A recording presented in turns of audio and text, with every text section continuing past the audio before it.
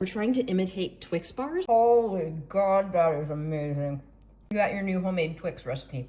3-ingredient shortbread. We're going to use that to make homemade Twix bar. There we go. This is a lovely texture. I'm going to use my rolling guide.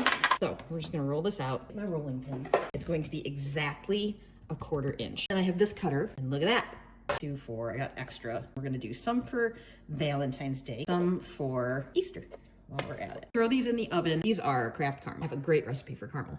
If you want to make your own caramel, awesome. I'm going to throw a tablespoon in here. Microwave for like seconds at a time. Let me check my cookies. Backs are lovely.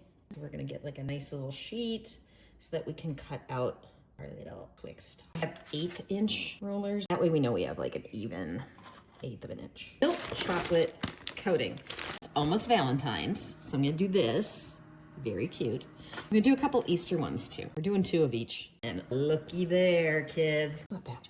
So look at that. So there we go. Throw our caramel. Dudes, that right there is a naked Twix. I'm gonna fill these about 1/3 of the way. I'm throwing the caramel face down, push them down, and then we're gonna fill the back. You can throw them in the fridge, but depending on the density of what you're making, the cookie might float. And then you don't get a nice clean back. So just to have the clean back, I'm throwing these in the freezer. I'm gonna do some decorations for it. Little Cake Genius, ready, set, lace. All you do is cut the tip and pipe it in. Here. Offset spatula, spread it, chuck it in the microwave. I was thinking we could just put some of this on top. I'm gonna make that pink. Rose pink, shiny as hell. And a puffy brush. I can just dry brush it.